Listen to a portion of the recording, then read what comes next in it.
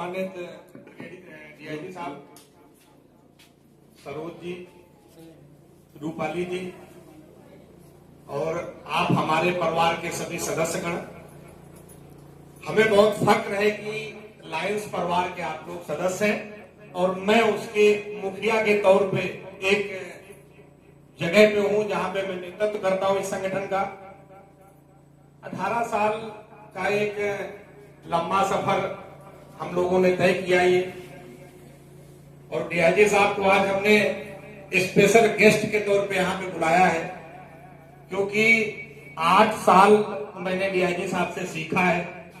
आपसे इस कंपनी को जब आपने हमारे साथ स्टार्ट किया था तो बहुत थोड़ा सा बिजनेस हमारे पास होता था और कई बार तो ऐसा होता था कि आप लोगों के पास कर्मचारियों को देने के लिए पैसे नहीं होते थे, तो डीआईजी साहब अपने अकाउंट से पैसे लेके आते थे, कहते थे अखिलेश जी ये पैसे नहीं। एक बात ये, मैं इसको हटा के बोलूं तो ठीक रहेगा, मेरे को सुनाई देगा। इस बात से ये बताने का मेरा पर्पज सिर्फ ये है कि जिंदगी जो है वो बहुत छोटे छोटे हिस्सों में तय होती है। आप सब लोग नौजवान हैं, बहुत होनहार हैं, सबको जिंदगी में कुछ ना कुछ करना है, लेकिन जिंदगी तय करती है कि आप कहां पे पहुंचेंगे। इसका आधार होता है कि आपके सोचने का तरीका क्या है, आपको चीजों को देखने का तरीका क्या है। ये नजरिया तय करता है कि आप 10 साल बाद, 20 साल बाद आप कहां रहेंगे। एक सरकार पिक्चर बहुत सारे बच्चों ने देखी होगी, अमिताभ बच्चन का उसमें बहुत छोटा सा डायलॉग है। वो कहते हैं कि पास के फायदे से देखने से ज्यादा जरूरी है दूर का नुकसान देखना। जो लोग इस देश में, हम सब लोग सामाजिक तौर पे और भी बहुत सारे काम करते हैं।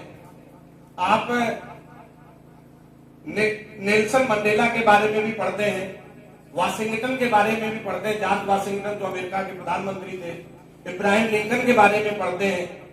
आप भारत में आ जाए तो अटल बिहारी वाजपेयी और देवगौड़ा के बारे में भी जानते हैं। माननीय अटल बिहारी वाजपेयी हो या देवगौड़ा जी हो, देवगौड़ा जी के फादर एक गांव के किसान होते, लेकिन उनका एक नजरिया था कि मुझे जीवन में कुछ इस तरीके का काम करना है।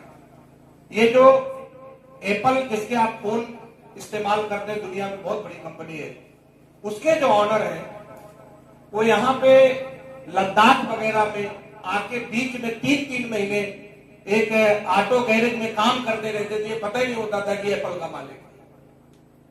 तो मेरे कहने का ये सिर्फ मतलब है कि जिंदगी में बहुत सारे बच्चे काम करते हैं, आप लोग काम करते हैं कि हमें जीवन में पैसा चाहिए। मेरी 18 साल की उम्र थी जब मैं दिल्ली आया था, मैंने 12वीं पास किया था।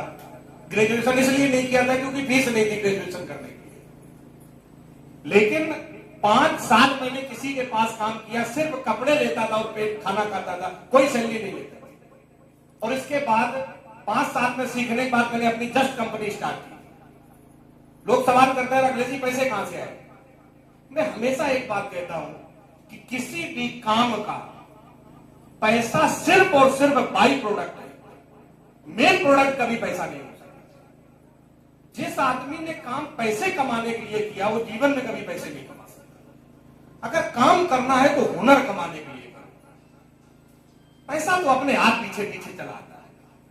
जिन जिन लोगों ने कुछ बड़ा बनाया, उन्होंने पैसे बनाने के लिए बड़ा नहीं बनाया, क्योंकि वो बड़ा बनाना चाहते थे तो पैसे भी बन गए साथ। ये कंपनी, मेरी एजुकेशन सिर्फ 12वीं पास है, वो भी गांव के स्कूल से।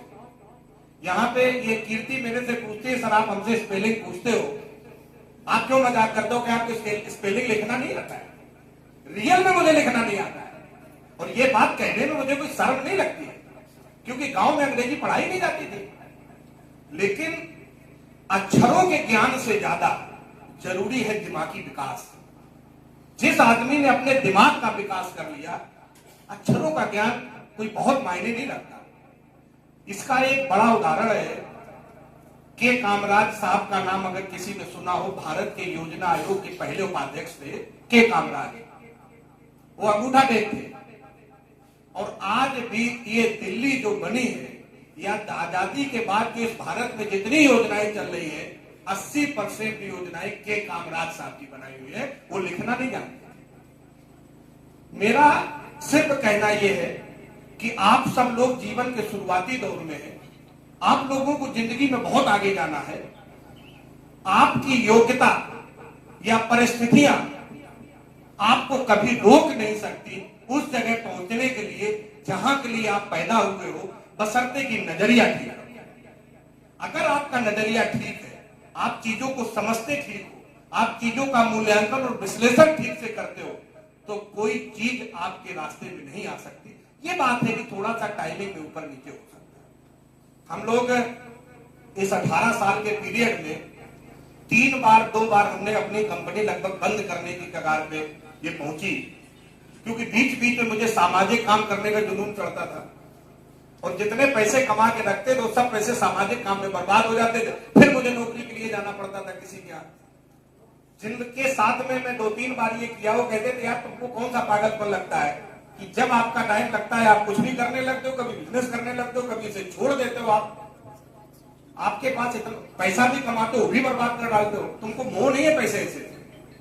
मैं कहता था यार पैसे ऐसे मोह बहुत होता नहीं। जिंदगी में जहां जाना है मुझे, और ये मैं मानता हूं कि जिस जगह के लिए मैं जन्मा हूं, वहां एक चिल्लर से कुछ होने जाने वाला नहीं।